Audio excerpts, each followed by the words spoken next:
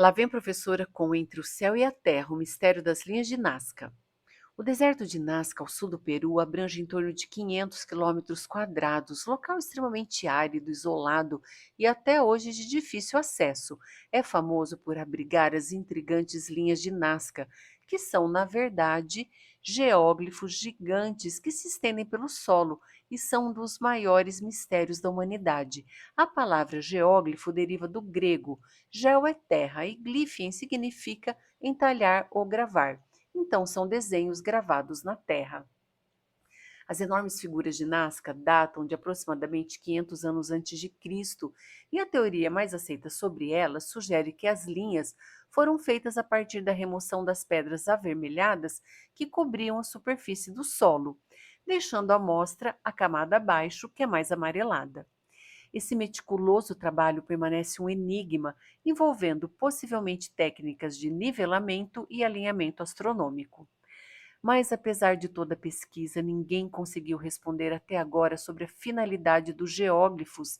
A evidência é que eram muito significativos, porque demandaram grande esforço na sua realização. Aqui, o geóglifo da baleia. Uma baleia no deserto, gente. É realmente muito estranho, não é mesmo? Esses desenhos são tão gigantescos que não é possível vê-los do solo. Para visualizá-los completamente, é necessário sobrevoar a área onde estão.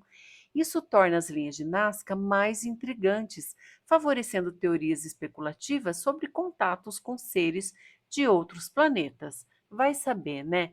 Esse desenho aí é chamado de O Astronauta. Ele foi feito em toda a montanha, é gigantesco e parece que esse ser calça botas e dá um tchauzinho aí, se despedindo ou saudando alguém. Por isso, realmente, muita gente especula sobre contato com seres de outros planetas. Para os arqueólogos ortodoxos, Nazca teria sido provavelmente um local sagrado onde eram feitos rituais propiciatórios pedindo chuva aos deuses. Outras teorias sugerem possíveis relações das figuras com eventos astronômicos, mas a verdadeira intenção do povo Nazca permanece um mistério. E vocês o que acham? Deixa aí nos comentários, tá bom? Quero saber a opinião de todo mundo.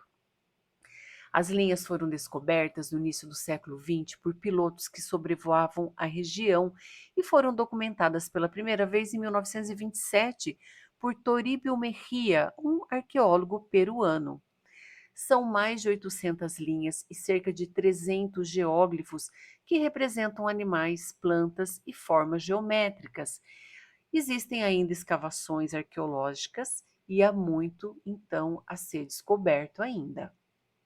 E não dá para falar de Nazca sem citar a Maria Reich, que era chamada pelos locais de a mulher que varre o deserto. Ela era alemã, matemática, arqueóloga e chegou em Nazca em 1932. Chegou sozinha ao Peru, gente. Foi uma mulher muito corajosa. Dedicou parte da sua vida à pesquisa das linhas de Nazca.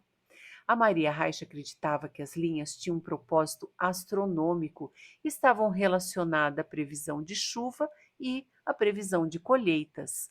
Ela publicou um livro a respeito desse assunto e desempenhou um papel crucial na preservação e na conscientização sobre a importância desse patrimônio da humanidade. Nazca foi tombada pela Unesco em 1994.